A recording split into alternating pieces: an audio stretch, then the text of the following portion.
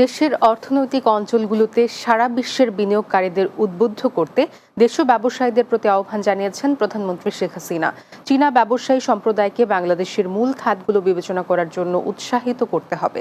স্থানীয় সময় মঙ্গলবার বেইজিংয়ে বাংলাদেশ ও চীনের মধ্যে বাণিজ্য, ব্যবসা এবং বিনিয়োগের সুযোগ শীর্ষক শীর্ষ সম্মেলনে বক্তৃতাকালে তিনি এই আহ্বান জানান। এ সময় বাংলাদেশের প্রধান খাতে বিনিয়োগে চীনা ব্যবসায়ীদের আহ্বান জানান প্রধানমন্ত্রী। বিস্তারিত বুলবুল আহমেদের প্রতিবেদনে।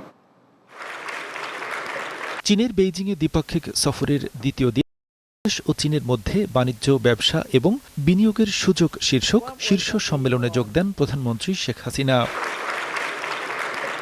অনুষ্ঠানে বক্তৃতাকালে তিনি বলেন, ব্যবসায়ীদের উন্নয়নে তার সরকার ব্যাপক সুযোগ সৃষ্টি করেছে। দেশে ১০০টির বেশি অর্থনৈতিক অঞ্চল গড়ে তোলা হয়েছে।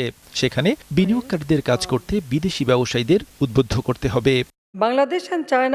বাংলাদেশে ১০০টি বিশেষ অর্থনৈতিক অঞ্চল প্রতিষ্ঠা করা হয়েছে। প্রতিটি অঞ্চল অত্যাধুনিক সুযোগ সুবিধা দিয়ে সজ্জিত। প্রধান অংশীদার দেশগুলোর সঙ্গে ঘনিষ্ঠ অর্থনৈতিক সম্পর্ক গড়ে তুলতে হবে। সেজন্য আমাদের দেশীয় ব্যবসায়ীদের কাজ করতে হবে এসব অর্থনৈতিক অঞ্চলে বিদেশি উদ্যোক্তাদের বিনিয়োগে আগ্রহী করতে।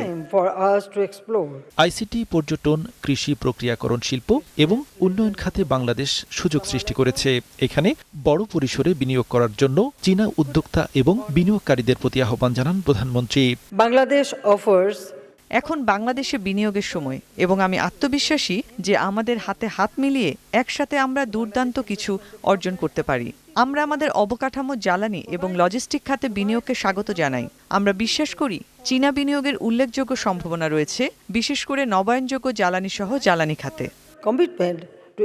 শীর্ষ সম্মেলনে বাংলাদেশ ও চীনের বেশ কয়েকটি কোম্পানির মধ্যে ১৬টি সমঝোতা স্মারক বিনিময় হয়। Now, renewable energy industry. বুলবুল আহমেদ, বাংলা টিভি, ঢাকা।